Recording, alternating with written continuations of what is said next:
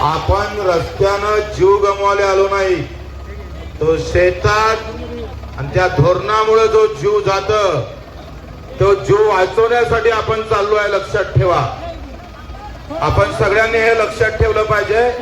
कुठलाही tractor overtake करायचा नाही. मी प्रत्येक ट्रॅक्टरावर बसायला येणार आहो, प्रत्येकासोबत फोटो काढणार आहो. त्याच्यानं कोणी मागं पुढं करायची गरज नाही, हे लक्षात घ्या. आणि आता इथून आपण जे निघालो तिकून कर्जमुक्ती घेतल्याशिवाय परत यायचं नाही. तसंय सरकारच्या धोरणामुळं मरावंच लागतं. उद्या जर छाताळ्यावर गोळ्या जरी चालवल्या तर आपण तिथं मराले कबूल आहे, पण वापस याले कबूल नाही. सगळ्याची तयारी आहे. सगळ्यांनी ताकदीनं, सगळ्यांनी आम्ही सांगितलं होतं का सगळ्यांनी शिदोऱ्या घेऊन यायचं आहे, जेवणाचं सगळं साहित्य घेऊन यायचं आहे. आता सगळं आम्ही पाहतोय, जे काय होईल ते नागपूरले होईल या विचारानं आम्हाला यायचं आहे. जे जे घरी बसलेले शेतकरी आहे, ज्यांनी अजूनही घराच्या बाहेर निघाले नाही, त्या सर्व शेतकऱ्यांना प्रत्येक घरातला जर एक एक शेतकरी, एक एक मजूर, एक एक मेंढपाळ, आमचा दिव्यांग जर रस्त्यावर आला तर सरकार घुटण्यावर आल्याशिवाय राहणार नाही. हा बच्चूकडचा दावा आहे. लढाई आरपारची आहे.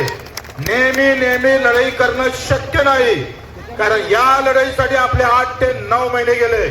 आणि जो कार्यकर्ता इथे उपस्थित झाला, अजूनही काही कार्यकर्ता घरी बसलेला आहे, जो कार्यकर्ता इथे उपस्थित झाला त्याला बच्चूकडू मानाचा मुद्रा अर्पण करतं. मित्र, आपल्या सर्वांचा आभार मानतोय आणि देवाभाऊला विनंती करतोय का तुमच्या धोरणामुळं अनेक शेतकऱ्यांनी आत्महत्या केलेल्या आहे. नरेंद्र भाऊचं धोरण असू दे का देवाभाऊचं धोरण असू दे, आमचा शेतकरी रोज फासावर जाऊन मरताय. तो कुठल्या जातीचा आहे, कुठल्या धर्माचा आहे हा प्रश्न महत्वाचा नाही, मरणारा मात्र शेतकरी आहे. आणि मग जर धोरणामुळे मरत असाल आणि आंदोलनातही तुम्ही आम्हाला मारत असाल तर खबरदार, आम्ही मागे हटणार नाही. देवाभाऊ, हे पुण्य हाती घ्या. हे पुण्य तुमच्या नशिबी येणार आहे. माझ्या शेतकऱ्याला आज कर्जमुक्तीची गरज आहे, हमी भावाची गरज आहे. अजूनही सोयाबीनचे केंद्र सुरू झाले नाही, कापसाचे सुरू झाले नाही, मक्याचे सुरू झाले नाही. आमचा गावातला मजूर सुद्धा मरमर मरता आहे. आणि अशा सगळ्या व्यवस्थेमध्ये ही रॅली आता आपण स्वागत करत करत वर्धे